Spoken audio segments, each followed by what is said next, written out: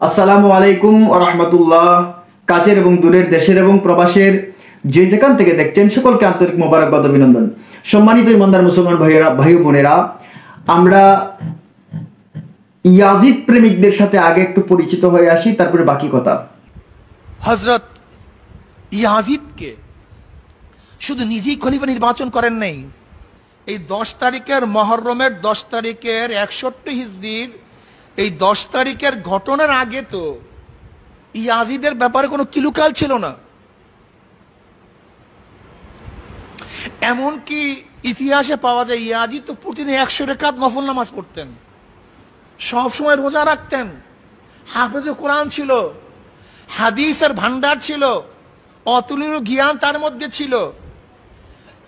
নামাজ ইমামতি করিয়া পড়াইতেন, কোনদিন নামাজ কাজা করছে ইতিহাস কেউ বলতে পারবে না।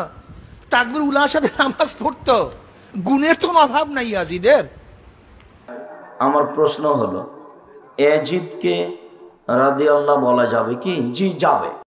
ইয়াজিদকে নিয়ে আমরা আলেমদের থেকে শুনেছি সে নাকি কাফের হয়ে গেছে। কোনটা সঠিক জানলো প্রকৃত হবো না ভাই, ইয়াজিদকে আহলে সুন্নাত জামাতের কেউ কাফের হয়ে গেছে এটা বলে না। অর্থাৎ যে ঘটনাটি কারবালার ময়দানে ছিল সেটি ঘটেছিল দুই দল মুসলমানের মধ্যে খেলাফত বিষয়ে। সম্মানিত ইমানদার মুসলমান ভাই বোনেরা, আপনারা শুনছেন ইয়াজিদের পক্ষে ইমাম হুসাইন রাদিয়াল্লাহু তাআলার বিপক্ষে বর্তমান ভারত উপমহাদেশে, আমি বলি বাংলাদেশে, কারা অবস্থান করতেছে।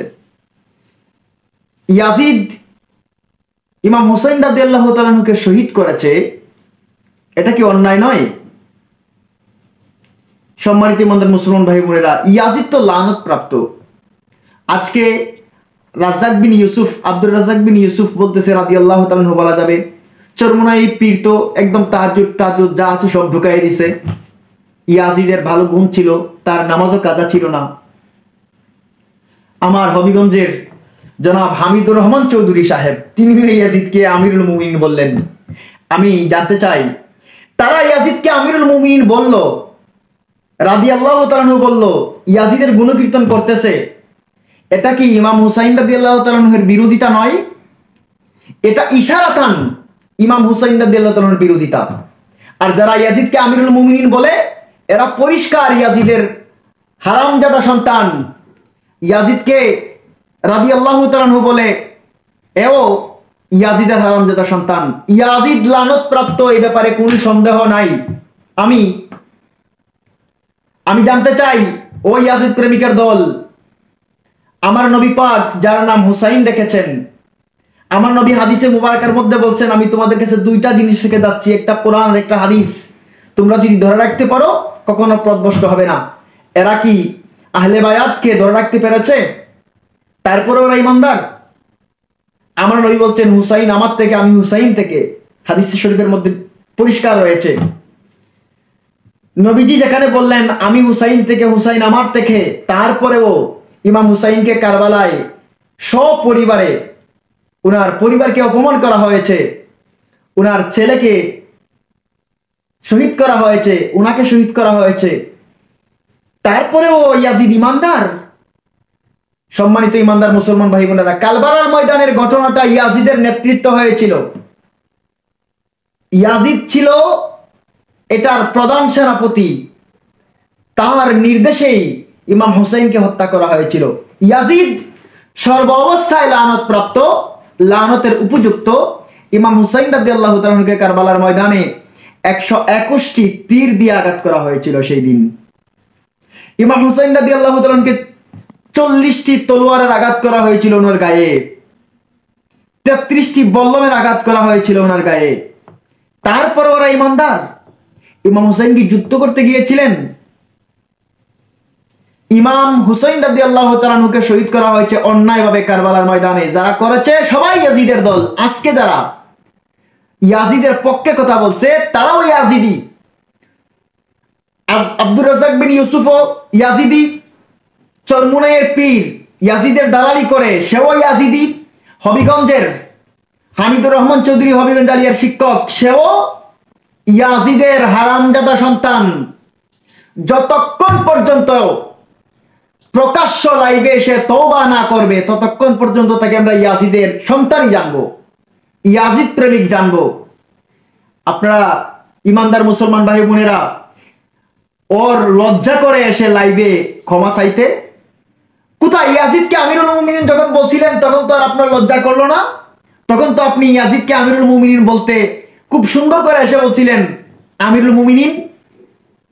যারা ওই ময়দানে জিহাদ করেছিল, যুদ্ধ করেছিল, দুইটা দল মুমিন ছিল, তারাই ইয়াজিদ নাকি ইসলামের উপর ছিল। আরে বেয়াদব, তোর ভিতরে তো ইয়াজিদের প্রেম লালন করতেছো, এই জন্য তুমি ইয়াজিদকে আমিরুল মুমিনিন বলতে পারো। ইয়াজিদ সর্ব অবস্থায় লানতপ্রাপ্ত। আমি কয়েকজন ইমাম, যে ইমামগণ ইয়াজিদকে লানতপ্রাপ্ত বলেছেন, আমি একটু তাদের নাম আপনাদেরকে বলছি। আপনারা ইয়াজিদ থেকে সাবধান থাকবেন, ইয়াজিদের প্রেতাত্মা, ইয়াজিদের হারামজাদা সন্তান থেকে আপনারা সাবধান থাকবেন, সতর্ক থাকবেন। ইমাম আহমদ ইবনে হাম্বল তিনি ইয়াজিদকে লানতের পক্ষে ছিলেন। আল্লামা ইমাম কাজী আবু ইয়ালা তিনিও ইয়াজিদের বিপক্ষে ছিলেন, লানতপ্রাপ্তের পক্ষ ছিলেন। আবুল হোসাইন ইবনে আবু ইয়ালা, ইমাম খাল্লান এবং উনার একজন শিষ্য ইমাম আব্দুল আজিজ, আরেকজন ইমাম ইবনে জাউজি, আল্লামা আবুল মুজাফফর সিবত বিন জাউজি, ইমাম জালালউদ্দিন সুয়ুতি, ইবনু মুহিউদ্দিন আল হানাফি, সাদউদ্দিন তাফতাজানি, আল্লামা ইলকিয়া আল হাররাসি, আশ-শাফিঈ, ইমাম মুহাম্মদ ইবনে আস-সাফারিনি, ইবনে হাজার আসকালানি, কাজী আবু বকর আহমদ ইবনে আলী আজ-জাজ্জাজ, ইমাম কাওয়ামুদ্দিন সাফারি, আল মাওলা ইবনুল কামাল, ইমাম জাহাবি, ইমাম আহলে হাদিসদের ইমাম শাওকানি, আল্লামা সৈয়দ মাহমুদ আলুসি আল হানাফি আল বাগদাদি, আল্লামা ইমাম আবু বকর ইবনে হুসাইন আল আজুরি এবং বাংলাদেশের আরেকজন আহলে সুন্নাত ওয়াল জামাতের আবু বকর সিদ্দিক ফুরফুরাবি, তিনিও বলেছেন ইয়াজিদ লানতের উপযুক্ত। সম্মানিত ইমানদার মুসলমান ভাই বোনেরা, আর তারা আজকে ইয়াজিদকে আমিরুল মুমিনিন বলতেছে। আমার নবী সাল্লাল্লাহু আলাইহি ওয়াসাল্লাম ইয়াজিদ যে লানত প্রাপ্ত হবে এ ব্যাপারে নবীজি সাল্লাল্লাহু আলাইহি ওয়াসাল্লামের হাদিসও বিদ্যমান রয়েছে। আমার নবী 6 শ্রেণীর লোকদেরকে লানত করেছেন। মা আয়েশা সিদ্দিকা রাদিয়াল্লাহু তাআলা থেকে হাদিসটা বর্ণিত। ইমাম আবু ঈসা আত-তিরমিজি আস-সুনান কিতাবের মধ্যে হাদিসখানা বিদ্যমান রয়েছে। 6 শ্রেণীর মধ্যে এক শ্রেণীর লোক হলো যারা আহলে বায়াতের বিপক্ষে ছিল, আহলে বায়াতকে সম্মান করে নাই, আহলে বায়াতকে শহীদ করেছে। তাদের প্রতি আল্লাহর সকল নবীগণের এবং আমার নবীর অভিশাপ রয়েছে। আমার নবী পাকও তাদেরকে লানত করেছেন। এখন এই হাদিস কি আপনারা দেখেন না? আপনারা মুফতি হইছেন, মুহাদ্দিস হইছেন, আপনাদের মিস্টার ইয়াজিদকে আমার নবী পাকও লানত দিয়েছেন। এবং ইয়াজিদ পৃথিবীর জমিনে এসে ইসলামের মধ্যে গন্ডগোল সৃষ্টি করবে, ইসলামের বিপক্ষে দাঁড়াবে, আওলাদে পাককে শহীদ করবে, সে যে লানত প্রাপ্ত হবে, তার নাম যে ইয়াজিদ হবে, সেটা আমার নবী হাদিসের মধ্যে বলেছেন। ইমাম আবু ইয়ালা মুসনাদে আবি ইয়ালার দ্বিতীয় খণ্ডের মধ্যে হাদিস কেনা রয়েছে। 3 জন হাদিস কেনা বর্ণনা করেছেন। আল্লামা হযরত আবু যর গিফারি রাদিয়াল্লাহু তাআলা আনহু তিনি হাদিসটা বর্ণনা করেছেন। হযরতে আবু উবাইদা বিন জাররাহ তিনি হাদিসটা বর্ণনা করেছেন। হযরতে আবু দারদা রাদিয়াল্লাহু তাআলা আনহু তিনি হাদিসটা বর্ণনা করেছেন। 3টা সনদে হাদিসটা বর্ণিত হয়েছে। ইয়াজিদ পৃথিবীতে এসে ইসলামের বিপক্ষে দাঁড়াবে, ইমাম হুসাইন রাদিয়াল্লাহু তাআলার বিপক্ষে যাবে, এই ব্যাপারে অনেক হাদিস আছে। তো আজকে যারা ইয়াজিদ প্রেমিক আছেন, ইয়াজিদের হারামজাদা সন্তান, আমরা তো ভেবেছিলাম সেই ইরাকের ময়দানে মনে হয় এদের হারামজাদা সন্তানদের বাংলাদেশে আসবে না। আজকে দেখলাম সেই বাংলাদেশেও ইয়াজিদ প্রেমিক দল আছে। সম্মানিত ইমানদার মুসলমান ভাই বোনেরা, এই হারামজাদাদের থেকে ইসলামের নাম ধরে আমার নবী পাকের সুন্নাত পাগড়ি মাথায় দিয়ে, জুব্বা গায়ে দিয়ে কোরআন এবং হাদিসকে পুঁজি করেছিল সেই ইয়াজিদ পন্থীরা কারবালার ময়দানে, আজকে যারা বাংলাদেশে ইয়াজিদকে আমিরুল মুমিনিন বলে, ইয়াজিদকে রাদিয়াল্লাহু তাআলা আনহু বলে, সবাই ইয়াজিদের প্রেতাত্মা, ইয়াজিদ প্রেমিক। আল্লাহ রাব্বুল আলামিন সেই ইয়াজিদ প্রেমিক থেকে আমাদের সকলকে যেন হেফাজত করেন। আল্লাহ যেন ইমানের অপর ইস্তেকামত থেকে ইমাম হুসাইন রাদিয়াল্লাহু তাআলা আনহুর পক্ষ থেকে যেন আমরা পৃথিবীর জমিন থেকে বিদায় নিতে পারি। আল্লাহ যেন আমাদেরকে সেই তৌফিক দান করেন।